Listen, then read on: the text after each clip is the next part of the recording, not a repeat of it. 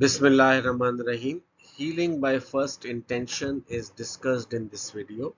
This process occurs when wound edges are closely approximated. For example, clean surgical incision with sutures. This allows minimal tissue loss, little inflammation, and efficient regeneration. These are the references for this video.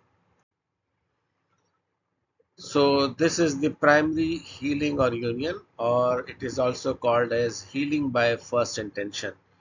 This is the term given when the injury involves only the epithelial layer, and the principal mechanism of repair is epithelial regeneration.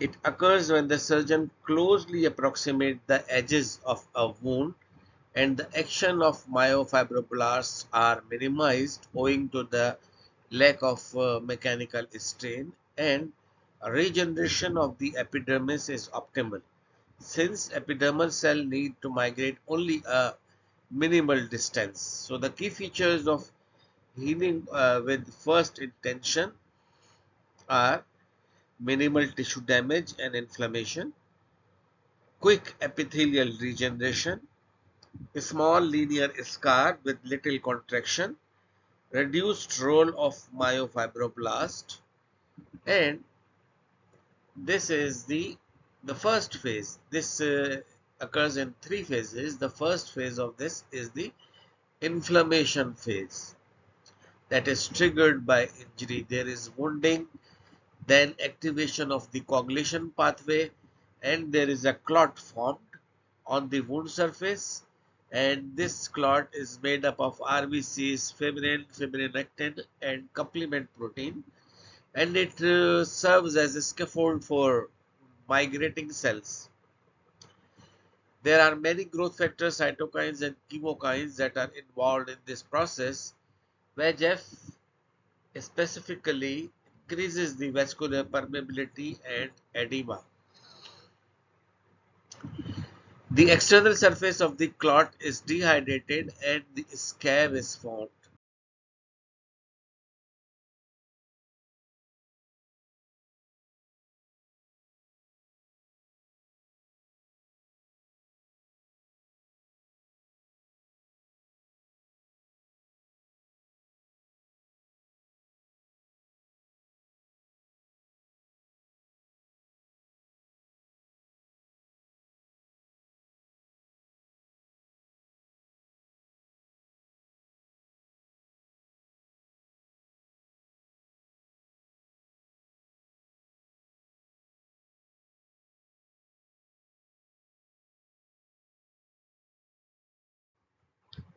So within first 24 hours in the healing by first intention, the neutrophil appear at the margin of the incision and they migrate toward the fibrin clot.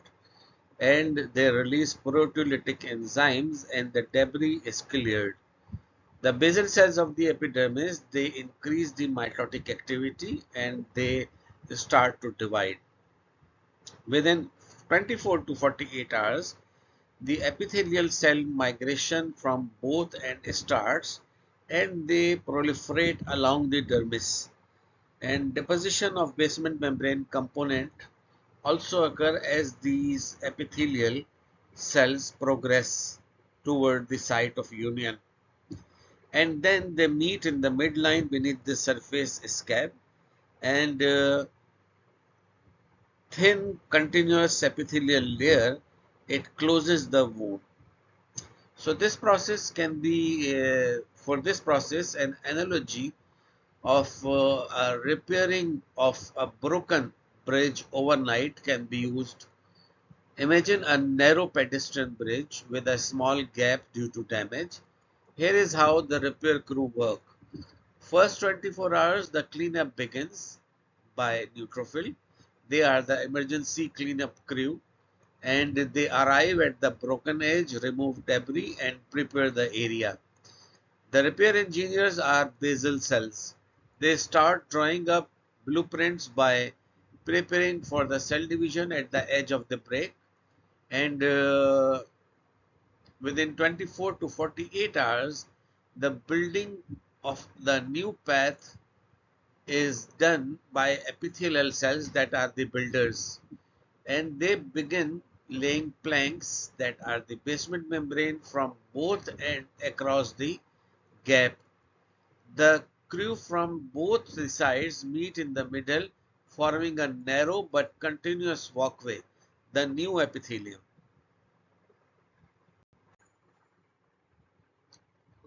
After this, the day 3 arrives when the neutrophils are replaced by macrophages, and they help in clearance of extracellular debris, fibrin, and other foreign material. The, they also promote the angiogenesis and deposition of extracellular matrix. Granulation tissue start to form, and collagen fibers also develop at the incision margin. The epithelial cell they form a covering approaching the normal thickness of the epidermis. So this can be related to a construction site where the first emergency responders, the neutrophil, have now clocked out and cleanup rebuild team, that is macrophage, has moved in. Macrophage act like janitors and site managers. They remove debris, leftover scaffolding, that is fibrin, and trash, the dead cells. They coordinate construction, calling in new blood vessels, that is angiogenesis, and laying down the foundation of the wall, the extracellular matrix. Granulation tissue start to fill in the wound gap like bricks being laid in a new wall. The collagen fibers are seen at the incision edge, providing strength like the steel rod inside the concrete. Meanwhile, epithelial cells keep dividing and migrating like painters, finishing the outer surface. Soon the wound will look like a new. By day 5, the new vascularization is the maximum and granulation tissue fills the incisional space.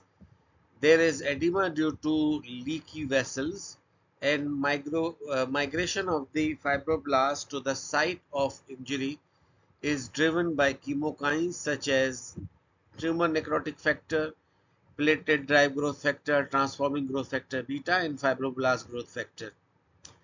The proliferation of the fibroblast is under the influence of platelet derived growth factor, epidermal growth factor, transforming growth factor beta, and fibroblast growth factor, and also by some cytokines such as interleukin 1 and TNF. The production of extracellular matrix protein by fibroblast and collagen fibril become more abundant and begin to bridge the incision. The epidermis recovers its normal thickness, a mature epidermal architecture with surface keratinization is seen by day 5.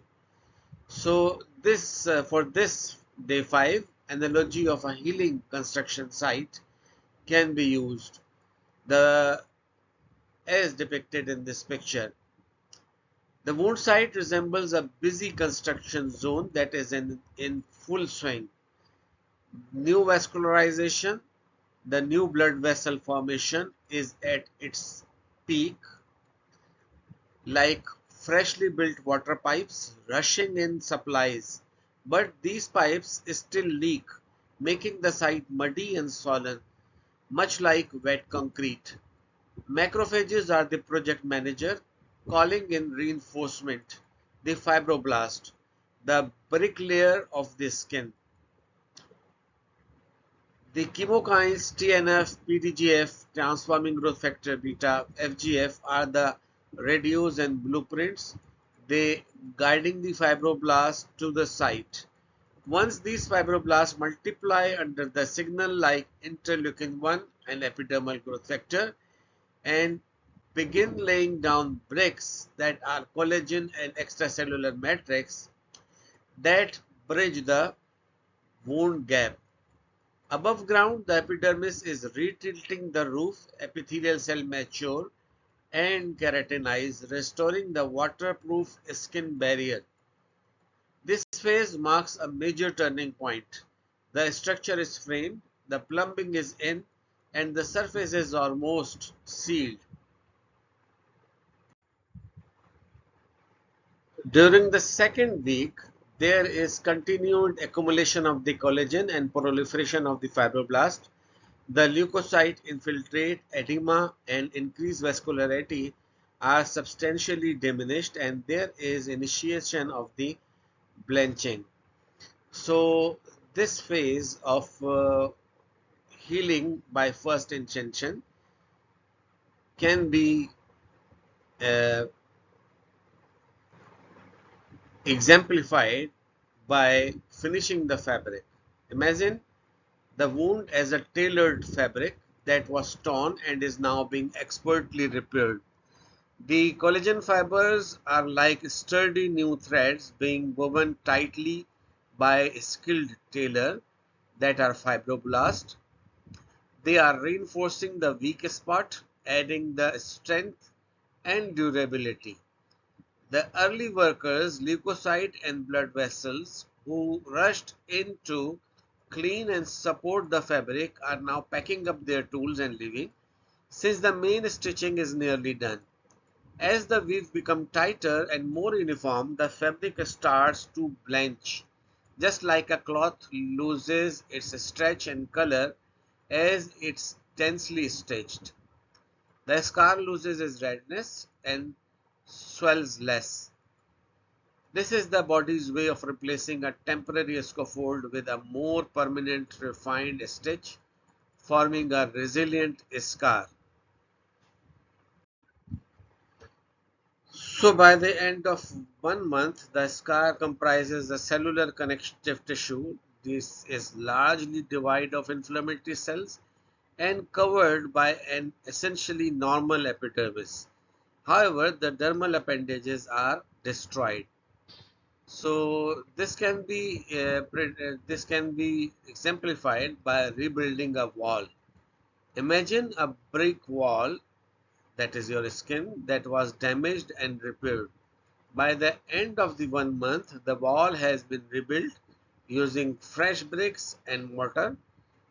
This is the new scar tissue made up of collagen and cells.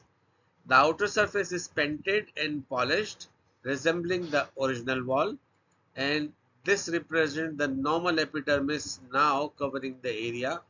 However, some original decorations like wall outlets or artwork are permanently gone.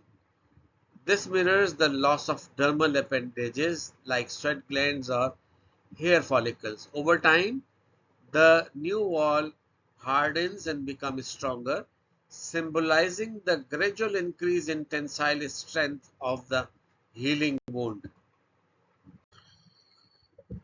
So, the phases of healing in healing by first intention are inflammation phase, that is triggered by injury. There is activation of the coagulation pathway and formation of a blood clot. This clot include fibrin, fibrinectin, and complement protein and act as scaffold for migrating cell. VEGF increases vascular permeability, promote edema, and after the surface dehydration of this clot, a scab or scar is formed. Then another phase is proliferation phase. In this, epithelial cell migrate across the wound and minimal migration distance is there, and there is efficient epidermal regeneration. Fibroblasts begin to deposit extracellular matrix component.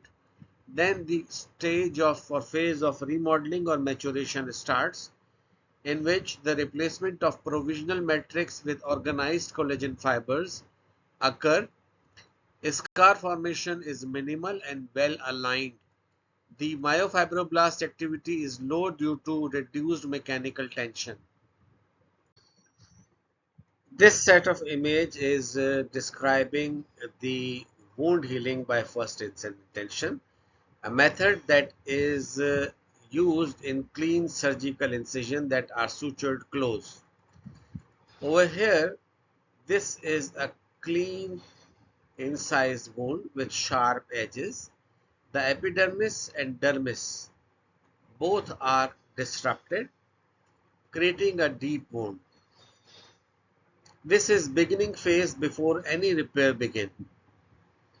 So after that, there is phase of immediate closure. The wound edges are brought together with surgical suture. The, the stage minimizes the distance of the epithelial cells to travel that need to migrate. So this distance is minimized. Hemostasis is initiated and clot forms, starting the healing cascade. Then, after this, granulation tissue formation starts. It depicts the infiltration of the granulation tissue, that is new blood vessel, fibroblast and extracellular matrix. The wound is filled with vascularized connective tissue. Reepithelialization progresses. From the wound edge, macrophages are active in clearing debris and stimulating repair in this phase. Finally, there is phase of wound resolution. The wound is now completely reepithelialized. There is no gap in between. Reepithelialization is complete, and there the surface is continuous. The underlying granulation tissue has been replaced by a collagen scar. The normal epidermis is restored, but dermal appendages are absent within the scar. This sequence effectively summarizes the primary intention wound healing from injury through closure, tissue regeneration, and resolution. Thank you for watching this video. If you have any question, please write in the comment box.